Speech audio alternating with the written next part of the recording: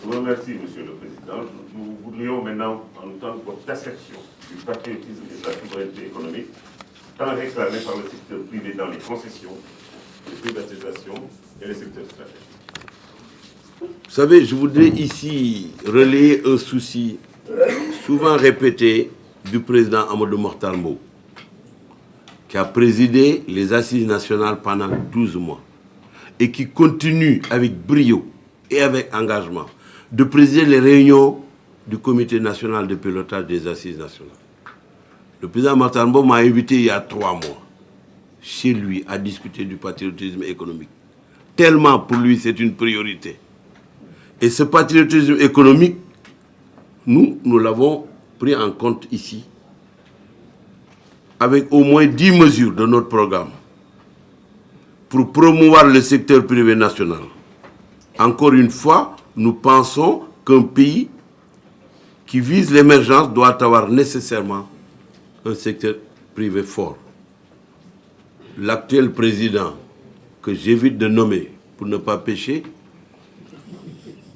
parle souvent, lui, d'un secteur privé national fort. Fort pour lui et pour lui seul, dans l'ombre des obus ou dans l'ombre des crépuscules, parce que rien ne se fait de ce côté-là de manière transparente. Eh bien, c'est différent chez nous. Dans l'engagement 5 de notre programme, qui est dans ce document, nous affirmons clairement que ce que nous voulons, c'est ceci. Assurer la relance économique, promouvoir un programme de patriotisme économique et viser un objectif de croissance soutenu et projeté à 8% au moins en 2016. Et comment? Par la valorisation de la production locale, pour protéger les industries nationales, sauf pour les produits que l'industrie nationale ne peut pas produire. Le renforcement de l'environnement économique et juridique des entreprises. Je sais que vous me poserez la question concernant l'environnement des affaires, qu'il faut protéger, qu'il faut clarifier, qu'il faut rendre transparent, et nous y reviendrons tout à l'heure, par le soutien accru à l'industrie.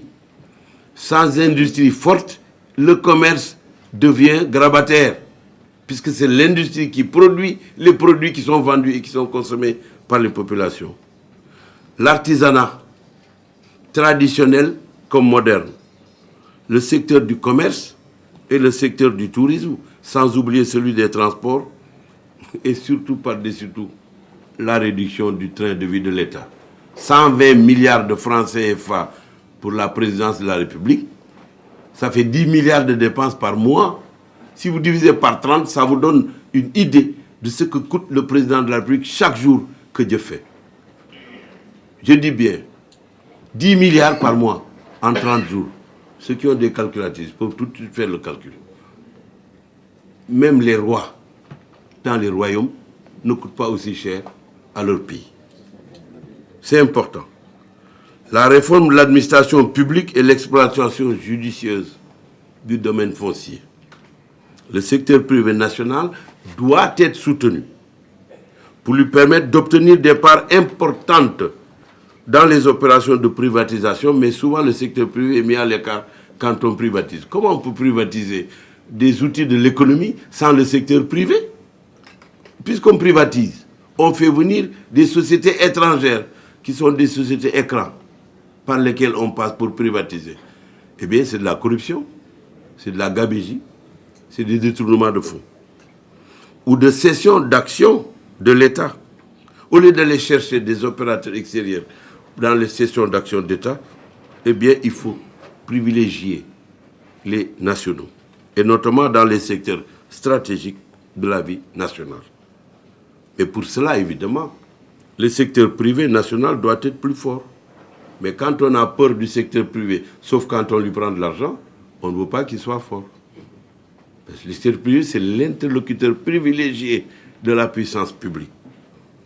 C'est pourquoi notre programme prévoit des mesures de promotion du secteur privé national pour développer la consommation des produits fabriqués au Sénégal et pour soutenir, donc, en plus de la consommation intérieure, l'exportation. Vous prenez par exemple le mobilier national.